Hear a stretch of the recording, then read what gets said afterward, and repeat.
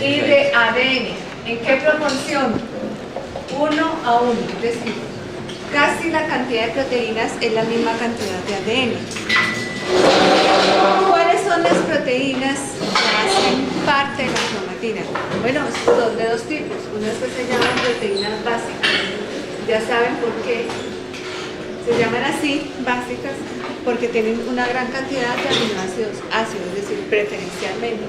Las otras se llaman ácidas. O sea, proteínas pues que son diferentes a las otras por su composición o su estructura primaria. Entonces, tiene algo de RNA, ¿cierto? Pero en una proporción muy pequeña, 0.05% de RNA. Pero esa es la composición química de la cromatina. ¿Bien? ¿Por qué la llamamos así? La cromatina igualmente es una estructura supramolecular, no es una organela. Igual que los nucleolos son elementos supramoleculares que tienen un ciclo celular. Una cosa es hablar de la cromatina en las fases G1, S y G2 y otra cosa es hablar de la cromatina en la fase de división celular o en la fase mitrótica. Entonces vamos a mirar qué pasa. Ella tiene ese ciclo que nosotros estamos viendo aquí. ¿Cómo estamos viendo una fibra de cromatina durante un periodo interfásico? Si ustedes observan una fibra de cromatina durante un periodo interfásico, está formada entonces por unas zonas que se observan como enrolladas, súper enrolladas, y unas zonas que se observan menos enrolladas. ¿Ya? Entonces, esas zonas que se observan más enrolladas y menos enrolladas van a captar el colorante de una manera diferente. ¿Ya? Entonces, las zonas que están enrolladas, más enrolladas, tienen lo que se denomina una heteropignosis positiva. Cuando uno habla de pignosis, está hablando de coloración, ¿cierto? Entonces, hay zonas de heteropignosis positiva, que es lo que nosotros vemos aquí, porque captan más el colorante.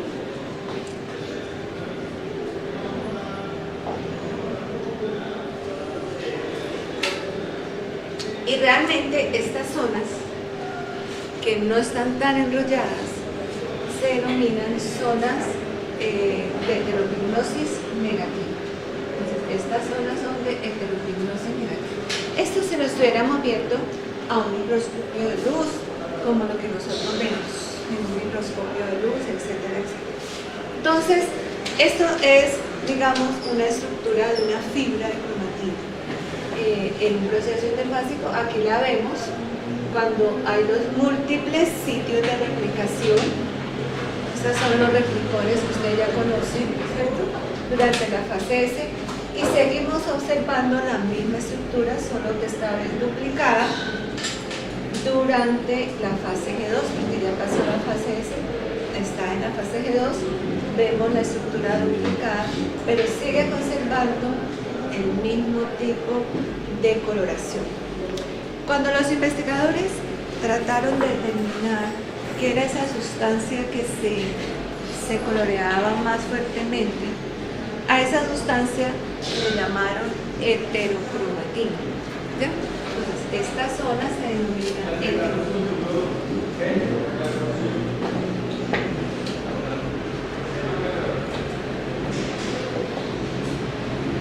Entonces, le llamaron el nombre de la heterocromatina. ¿Eso qué quiere decir? Que la cromatina la dividieron en dos. Entonces, la cromatina está dividida en dos secciones. Una que llamamos heterocromatina, que durante la interfase está más condensada, que tiene heteropignosis positiva, y esa le llamaron heterocromatina. Y la zona que tiene heteropignosis negativa, que está menos teñida, menos condensada, le llamaron eucromatina. Estos nombres son bien interesantes. ¿Qué querrá decir el prefijo eu? Verdadero. Entonces, quiere decir verdadero. Eu quiere decir verdadero. Entonces, ¿qué quiere decir? Que sea verdadero. Pues realmente, en estas zonas de heteropignosis negativa, es realmente el material genético genéticamente activo, el que se va a transcribir. Mírenlo aquí, esto es transcripción, que se está transcribiendo y el que se está formando y procesando para mensajeros, ¿cierto? O sea que son las zonas de transcripción activa. Ahí están los genes que van a producir todos los productos funcionales que conocemos, o sea, proteínas, RNA, humanos, etc. Entonces, ¿qué será la heterocromatina? La zona genéticamente inactiva. Entonces, la heterocromatina es una zona que tiene las siguientes características. Entonces, ¿cuáles son las características de la hetero? Pues primero, que es genéticamente inactivo. Allá hay genes que no se transcriben ni se traducen, no se transcriben ni se procesan ni nada, porque pues eso está genéticamente inactivo. Entonces son zonas genéticamente inactivas. Segundo, son zonas ricas en CG. Recuerden que CG las vamos a encontrar en esas regiones precisamente que no son activas transcripcionalmente. 3. Son zonas de replicación tardía. Cuando ese material genético se va a replicar, estas zonas que están mayormente condensadas se replican después, y las que primero se replican son las zonas tempranas. La eucromatina se replica primero y la heterocromatina se replica después. Entonces, por eso la tercera es que es zonas de replicación tardía.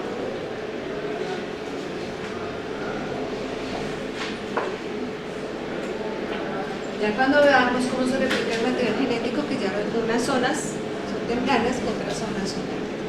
Y las tardías son las de replicación de la heterocromatina. Entonces, esas son características de la hetero.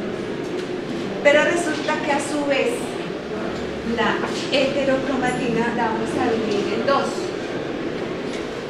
Una que le vamos a llamar constitutiva,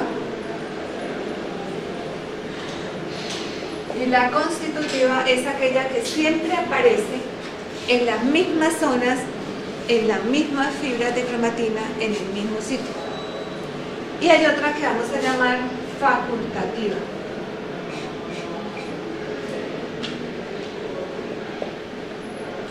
La facultativa es una que en un momento fue eucromatina y después se convierte en heterocromatina. Por eso se llama facultativa.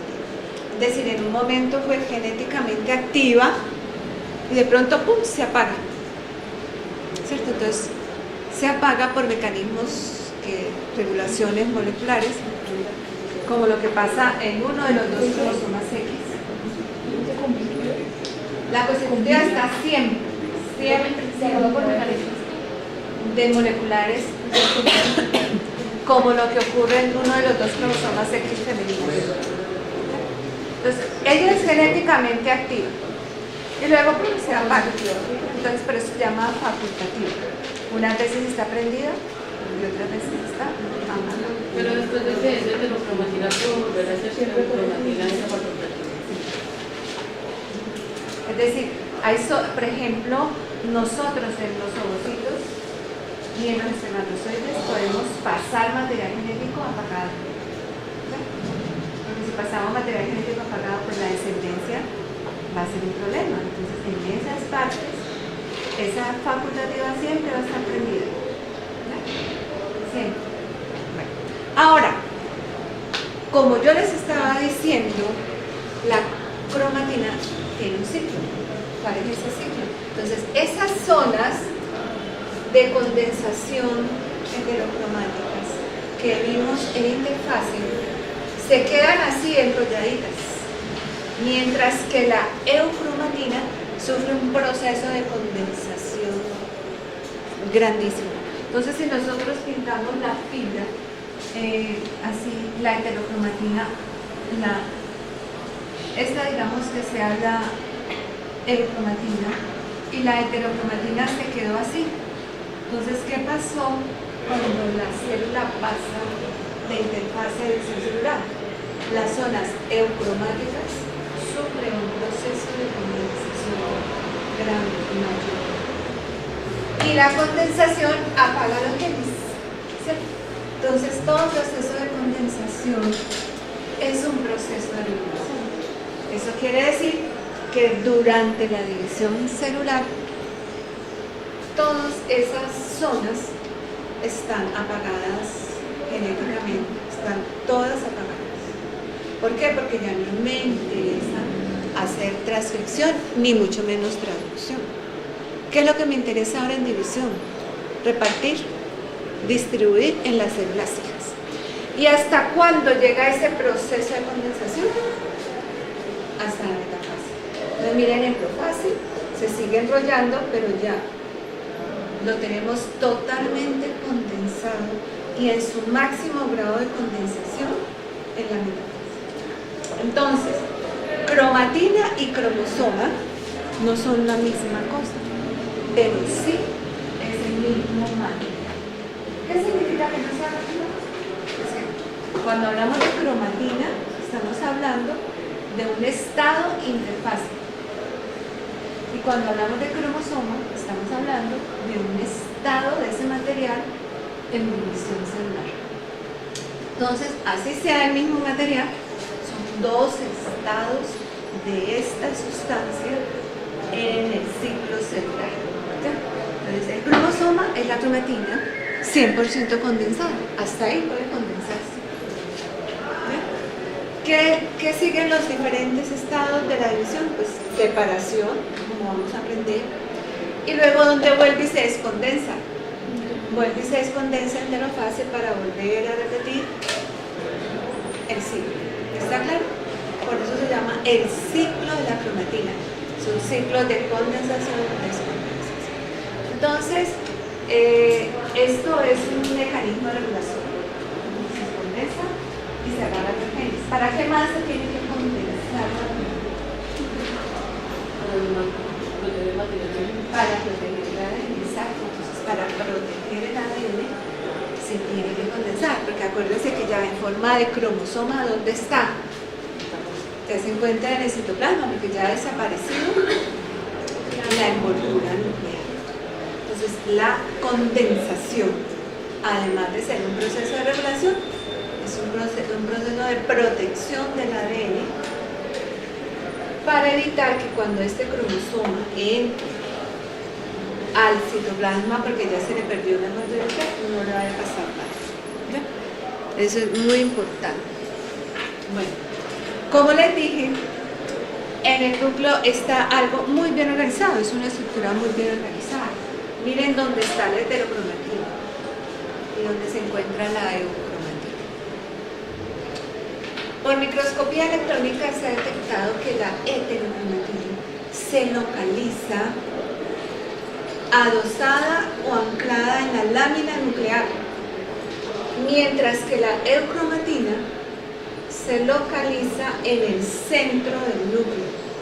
Ya saben por qué, porque es la que se transcribe, ¿cierto? Entonces, para ponerla en contacto con la maquinaria de la transcripción y del procesamiento, se requiere que esta esté en el centro y la heterocromatina al lado. Entonces, lo que nosotros estamos observando aquí son condensaciones interfásicas, o sea que la cromatina está condensada en la interfase, pero en esas zonas específicas que ya vimos que es allí. Y la eucromatina la tenemos situada hacia el centro. Y eso tiene su razón de ser dentro del núcleo. Eso es lo que yo les estoy mostrando. Estas zonas más teñidas son heterocromatina y estas zonas menos teñidas son eucromatina. ¿Ya? Entonces, cuando vemos un núcleo interfásico, vemos condensación. Pero ¿dónde está realmente condensar material genético? En división celular. La cromatina tiene una organización interna, como la tiene la proteína, como la tiene las moléculas de ácido nucleico. Entonces vamos a tener que hablar de estructura primaria, secundaria y terciaria de la cromatina. O sea que ya tiene una organización. Recuerdan que yo les dije que el material genético es una estructura extremadamente muy grande. Los genomas eucarióticos en tamaño son enormes. Entonces, ¿cómo se acomoda una gran cantidad de ADN? Recuerden que en nuestras células esa gran cantidad de ADN es prácticamente 1.8 metros. Núcleos tan pequeños. Si observamos nosotros aquí, el ADN tiene 2 nanómetros de diámetro. O sea, lo que dijimos, 20 micras, ¿recuerdan el diámetro de la hélice? Al modelo Watson y Crick. Pero ¿cómo va a empezar a organizarse esa cromatina? Esta es la organización primaria de la cromatina. Se va a enredar el ADN sobre una matriz proteica. ¿Sí? Esa matriz proteica que ustedes ven aquí, en especie de esferas, se llama, cada una de estas esferitas se denomina un nucleosoma. Un nucleosoma. Y miren cómo aumenta el diámetro. 11 nanómetros o 110 micras si lo quieren medir. Entonces, estas estructuras esféricas se llaman nucleosomas y son soportes proteicos. Y esos nucleosomas, como son, tienen pues, no son así tan redonditos, ustedes van a ver que es una estructura octamérica. Y como es uno seguido del otro, se denomina la estructura en cuentas de collar. Esa es la estructura primaria de la cromatina. O sea, en cuentas de collar o rosario, si quieren llamarle, etc. De collar. En cuentas de collar, como los collares de perlas. ¿Cómo ven los collares de perlas? Una perlita seguida. Entonces, la estructura primaria de la cromatina se llama así, en cuentas de collar. Bueno, pero ¿de qué está formada ese soporte donde el ADN se puede enrollar? Está formada por las histonas, ¿sí? O sea que ese nucleosoma, el soporte de ese nucleosoma es el conjunto de proteínas histonas. ¿Y cuáles son las proteínas histonas? Bueno, ya habíamos dicho que las proteínas histonas son 5. ¿Cuáles son esas 5? Son H2A, H2B, H3, H4 y H1. Estas son las histonas que forman el corazón de ese nucleosoma. ¿Ya? El corazón de ese nucleosoma. ¿Y cómo se forma ese corazón? Es una estructura octamérica. Bueno, si ustedes están viendo aquí, se forman 2 dímeros de H3, de H2, H2B. O sea que H2A y H2B repetido 2 veces es el primer dímero que se forma, H2A, H2B. 2 moléculas de H3 y 2 moléculas de H4. Y si ustedes ven, entonces van a ser 2, 4 y este repetido 2 veces 8. Entonces es una molécula que tiene 8 proteínas y una de esas repetida 2 veces. Pero la estructura es un tetrámero porque tiene entonces 2 de estas y 2 de estas. ¿Verdad? Y completo entonces es octamérico. Porque si suman todas esas unidades les va a dar 4, va a dar 8. ¿No? Entonces, esa es formado por H2A, H2B. ¿Qué nos falta? ¿Cuál proteína nos falta? H1. La H1, muy bien, la H1 es la tapita. Entonces miren la H1. La H1 es una tapita, el broche. El broche que sella ese corazón de proteínas histonas, ese octámero formado por H2A, H2B, H3. Cada una de estas identificado por. Entonces, es la tapita, el broche, exactamente. Pero miren dónde está la molécula de ADN. ¿Está por dentro o está por fuera? Está por fuera. Ella se enreda por fuera. Entonces, ¿qué es lo que se enreda por fuera? 200 nucleótidos, o sea, 1.7 vueltas de ADN, miren, enredados sobre ese corazón de proteínas. ¿Ya? No ni siquiera 2 vueltas, sino 1.7. Y en cantidad de nucleótidos son 200. Pero, ¿cómo está ligado un nucleosoma por otro? Por un linker, como es aquí, de 80 nucleótidos, o sea, de ADN. El linker es de DNA. Y miren la tapita, cómo tapa cada una de esas estructuras. Pero este es DNA del nudo. Por lo tanto, esta es la estructura del nucleosoma. Entonces, varios nucleosomas, miren, este es un nucleosoma, otro nucleosoma, pero la unión de uno con otro está hecha por DNA desnudo. Esa es la estructura primaria. Para que vean que no es carreta o no es cuento, esta es una estructura, una microfotografía donde se observa el collar de cuentas de la estructura primaria de la cromatina. Entonces parece un collar, parece un rosario también. ¿Ya? Bueno, ¿qué será la estructura secundaria y terciaria? Vamos para allá. Ya la llevamos aquí, ¿cierto? El conjunto de nucleosomas forma la estructura primaria. Ahora, ¿qué ocurre? Varios nucleosomas se reúnen, miren, varios nucleosomas se reúnen, ¿ya? Para formar lo que se llama un solenoide. Entonces, la reunión de varios nucleosomas, como ustedes están observando aquí, es lo que se denomina la estructura solenoide, porque parece la estructura de un motor de carro, ¿ya? Entonces se le ha dado ese nombre por eso, porque antes cuando los motores eran con chispas, ¿verdad? Ya no había que. No lo recuerdo. Bueno, pregúntenle los carros que hacen cuando tienen plantas electrónicas.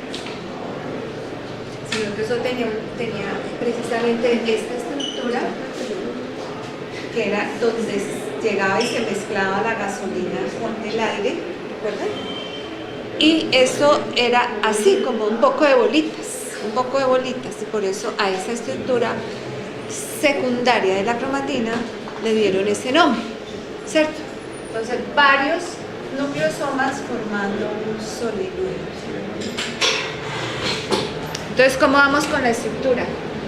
Entonces, aquí observan cómo la cromatina va aumentando en complejidad.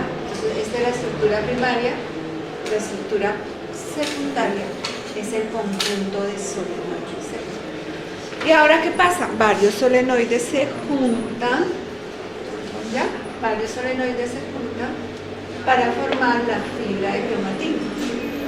Esa fibra de cromatina es la que llamamos la estructura terciaria. Luego, ¿qué le pasa a esa fibra de cromatina? Se va condensando, como ustedes ven aquí, hasta llegar al cromosoma que conocemos ya como el cromosoma metafásico. Entonces va cambiando, miren, está de 10 nanómetros, 30 nanómetros, 300 nanómetros. Y luego el brazo, es decir, cada una de estas fibras que va condensándose aumenta a 700, y ya vamos a ver en el cromosoma cuánto puede ser hasta 7000 nanómetros de condensación. Entonces,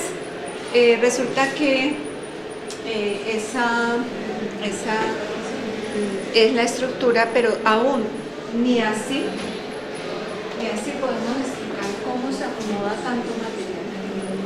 Es decir, esta es la forma que conocemos como la fibra de cromatina. Este es el dibujo que yo les presenté al principio, interfase. Este ya es en profase y este ya es en metafase. Cuando ya se ve propiamente el cromosoma igual si es de estructura terciaria, ya está hecho. Ya ha pasado hace rato, esta es la terciaria. y ya inmediatamente se condensa. Ya se empieza a condensar. Pero ¿hasta cuántos? Hasta 300 nanómetros. Pasa de 2, ¿recuerdan? De 2 a 10 o a 11, de 11 a 30, de 30 a 300. Bueno, las histonas son fuentes de regulación de la expresión génica. ¿Qué le puede ocurrir a las histonas? Las histonas pueden ser acetiladas, metiladas, pueden sufrir procesos de ubiquitinización. No sé si ustedes ya saben qué es esto. Sí. Ya saben, ¿cierto? Entonces pueden sufrir procesos de ubiquitinización. Pueden sufrir procesos de sumorización. Sumorización es que se le añaden grupos especiales. O fosforilación. Entonces, las histonas son muy importantes en el proceso de regulación de la expresión génica. ¿Cuáles intervienen? Pues pueden intervenir la H1, la H2 y la H3 en ese proceso de regulación de la expresión génica. Entonces, cualquiera de las tres puede intervenir. Entonces, por ejemplo, vamos a mirar la acetilación. Si las histonas son acetiladas, entonces, ¿qué ocurre con la transcripción? Si hay un proceso de acetilación, los grupos aminas cambian a amidas. Si cambian grupos amino-amidas, se reduce la interacción con el ADN. Y si se reduce la interacción con el ADN, entonces hay lo que se llama el proceso de la transcripción aumenta. ¿Por qué? Porque el ADN ya está un poquito más libre de la influencia de las heterocromatinas, está despejado, entonces hay transcripción. Entonces la acetilación activa la transcripción, la desacetilación inhibe la transcripción. Entonces ese es un ejemplo para mostrarles a ustedes cómo puede un proceso de acetilación aumentar o quitar transcripción. ¿Ya? Por ejemplo, la metilación. ¿Qué puede pasar con la metilación de las histonas? Apaga el ADN, ¿cierto? Se apaga porque es un proceso de regulación. Entonces, ahí sí, la transcripción disminuye si está metilada la histona. Y si está desmetilada, la histona pierde interacción con la molécula de ADN y hay transcripción. Entonces, es un mecanismo, las histonas sirven para regulación de la expresión génica, indirectamente, por todos los mecanismos que nosotros acabamos de observar. Si está desmetilada, Si está metilada, se apaga. Si está desmetilada, se hace transcripción. Bueno, entonces, ¿qué nos queda ahora? Nos queda ahora estudiar el cromosoma. Ya pasamos de estudiar la cromatina y ahora sí vamos a empezar a estudiar el cromosoma metafásico. Ya muchos de ustedes ya conocen el cromosoma metafásico, lo vieron en el laboratorio, pero hoy lo vamos a estudiar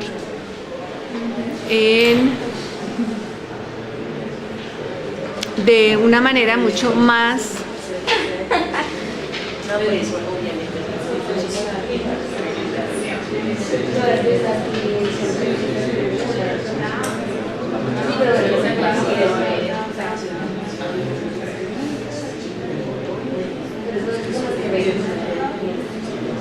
Las ediciones genéticas.